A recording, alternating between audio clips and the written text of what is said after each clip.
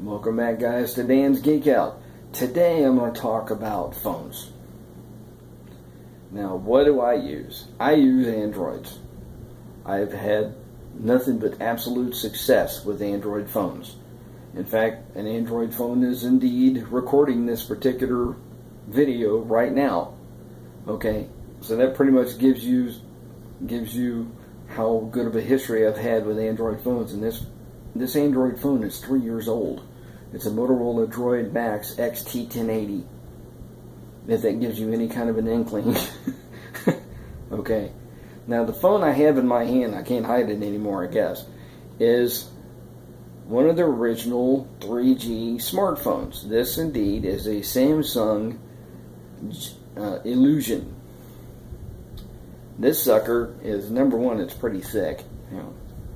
Number one, it's pretty thick. And number two, as you can see, it's pretty large. This thing doesn't even come on anymore. That's how old this phone is. Okay, so I am not using that phone by any stretch of the imagination. I just wanted to show you guys how far back I go with smartphones. What I'm using now is this phone. And I'll show you a piece of junk phone that I'm kind of upset with here in just a minute. But I like this phone. This is the Samsung Galaxy J3 Sol. As you can see, I have a gold leaf theme on it. It helps me to see all the lettering and so forth a little bit better. I just like the way it looks. I like the way this thing feels. It's got a real good feel to it. I'm not real big on how shiny and how untextured the back is. They need to work on that just a little tiny bit, in case you don't want to put any kind of a case on it. But I'll talk about this phone a little bit more here in just a minute. And yes, I'm with Cricket. But the one I'm going to talk about that's negative is this phone. That is correct. This is the LG Escape 3. Do not buy this phone. I have had nothing but problems with this thing. I'm here to tell you. Right now it's down to 34%. I turned it on just a couple of minutes ago and it was at 41%. If that gives you any kind of an inkling as to what kind of problems I've been having with it. The top of it heats up big time. I don't know what the problem is, and quite frankly, I don't care to know, so I am done with that phone. But back to my original phone. I just like the way the Samsung J3 works.